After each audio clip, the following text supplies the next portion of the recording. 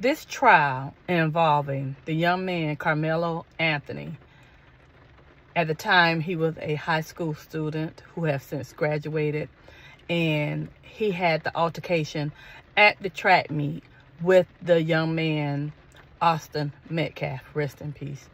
Everyone knows how the story ends. Unfortunately,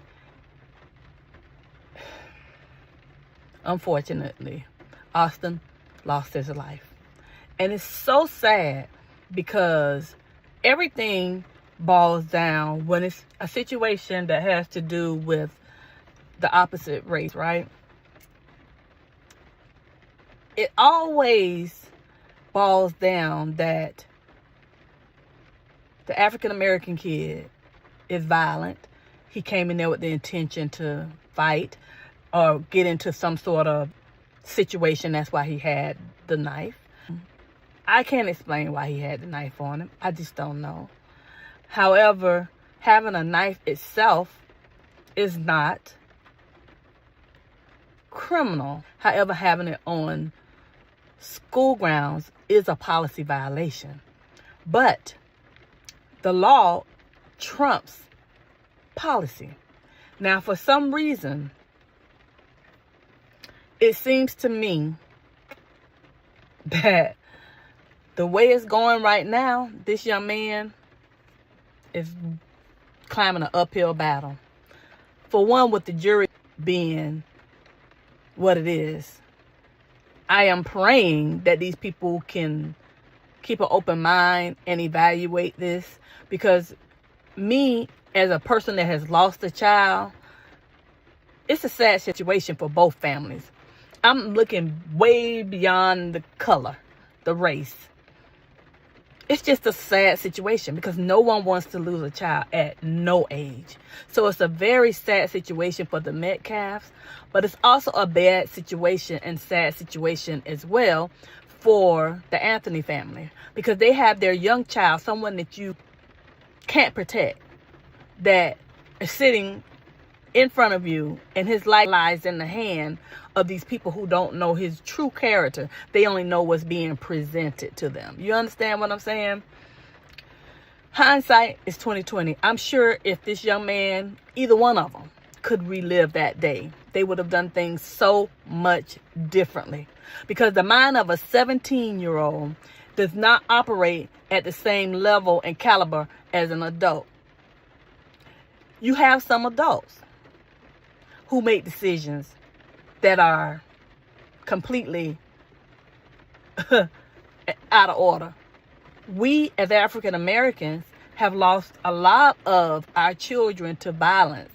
And you know what? It's not even the violence just against the police. I'm going to be straight honest with you. It's the violence within our race. It's sad. And my biggest thing is, we do complain a lot about the police and the things that they do to us. But we need to really take a step back and think about what we do to each other. That is really terrible, terrible. And we need to get some reconciliation in our mental and get it together. Because the way that it's going, if we don't tighten up between jail and the grave, I don't know what's going to come of our youth. Because for some reason, the perpetuation of the violence, I don't care what nobody says or what anybody thinks. This is my opinion and my opinion only. The music and the things of that nature, when they hear this stuff, for some reason, some of these children cannot turn it off and on. It's like if you allow your children to look at things on TV and they see it a lot, they hear it a lot, they start getting reality confused. And not realizing that this ain't really how things happen. You understand what I'm saying? So, when I think about the decision this young man made, Karmelo, it was a decision that was made based on what was going on at the time. He wasn't thinking about his future. He wasn't thinking about what, could happen if I do this. He was thinking about protecting himself and defending himself. And I told you all not to put your hands on me. If I tell someone not to touch me and don't put your hands on me, I mean, people take people to court and sue them now for assault, simple assault. They take them to jail for touching them in places that they asked not to be touched in. They take them to jail for doing things to their person that they request not to be done. So if I tell you don't touch me, keep your hands off of me. You have no right to violate people's personal space. What they should have done was go get a teacher, someone in an authoritative position, to have Karmelo removed. If it was a problem, instead of trying to step up, then they should have went and got somebody in the crew, should have went and got a teacher or someone a coach or someone in authority and request that Karmelo be moved. Hindsight, I said earlier, is 2020. None of these things were done. These were children. They were both being, I'm sure people in the crowd was kind of rah-rahing and, you know, ooh, and all this stuff, egging stuff on, which never ever helps. So decisions were made that should not have been made. I don't know either one of these young men, but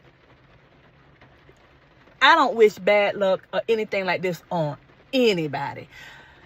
The Metcalf, I mean, even the brother, that was his twin. That was his twin. Your twin is losing life in front of you, has lost life, and you can't help them. Do you know the pain and separation that child feels? Probably still to this day. You know, he felt like he probably let his brother down, the pain, the hurt. It's terrible. And then you got this young man, almost about to ready, he had good grades, about to move into the next phase of his life, never thinking the decision to go up under this tent. And I'm going to tell you something. But let me finish that statement. Never thinking that making the decision to get up under this tent was going to change his life and the trajectory for the rest of his life. He never knew that. Because, I mean, my granddaughter runs track. My grandson runs track. And I would tell you, people sit anywhere. A lot of times, there are tents all over. And people just kind of think of it as one big family. Even when it's a whole different squad there. People don't get to the point where they shoving and pushing about you sitting under the tent. You know what I'm saying? Especially if he's not bothering anyone. You know, like today here, the weather is bad. Why would you want somebody to sit out in the rain? Why? What was the reason for that? You talking about this kid was small. From what I heard, he was like 130-something pounds, I think. Don't quote me on it. My grandson is 10, and he is 137. And this young man at the time, I guess, was 17 or 18 and 130. And these other kids were, and his two brothers, you know, they were over 200 from what they're stating. I can't say the fear that this young man felt. And when he made the statement that I did it, guess what? He did do it. If he had lied and said I didn't do it, they would have made a big deal. So he said it's not, you know, I did it. He took it. That's what he did. But the reason he did it and what led to this is going to be the caveat of this whole situation. It's not going to change the dynamics of how this parent feels. I have friends that are very dear to me that have brought me into their family, and they are of the opposite race. We have different political views, I'm sure. We don't even talk about political views because it's an assumption one way or the other, and it's not always true. But we just don't cross that line because you know what? We don't even care. We look at the heart of each other, and that's what we don't do nowadays. And I ain't finna get on that soapbox, but I am saying that if these young men could have relived that day like a lot of people who make mistakes, I'm not perfect. I don't know about you guys, but life kind of takes us in different directions that we don't care to be in sometimes. If they could change things, even one thing, one of them, if not both, probably would have never even came to that track meet. Would have never came. So I'm staying glued to what's going on, and we're going to have to see how this falls.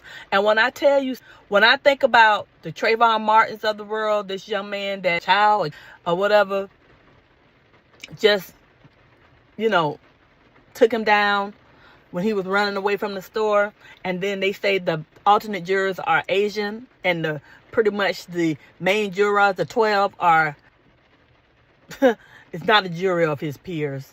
That is for sure. Let's just keep it like that. And I feel bad for these parents, both parents. There's nobody winning. Nobody's winning right now. I don't want to hear about he's no M. You know, it was a certain, you know, it's unfortunate that the kid lost his life. Nobody would wish that on, he's a handsome young man. Nobody would wish that on a kid. I don't care what's going on, because this political thing got people's minds all shaking and crazy. They can't see past color for some reason these days, and we had gotten far past this in America. I don't know why people just can't live and get along and like people based on their character, like Martin Luther King was trying to do a long time ago. We done got so far from that, it ain't even funny. You know what I mean? And I don't understand why people think that he came there with the intent to cause harm to somebody. He probably came there with that on him to protect himself in the event he had to defend himself, which I guess that's what he thought when he pulled it out. But I don't think he came there with the intention to take anyone's life. I just don't think that. I don't know either kid. But what I do say is this is a bad, sad day. And I'm praying for both families, your people out there who only looking at one way or the other. If it was your child, how would you feel? How would you feel at this point? You would be hurt either way. Trust me. Either way. So I'm going to keep you guys informed. We're going to keep talking about this, and make sure you like, subscribe, and share to Running Recaps. I appreciate it.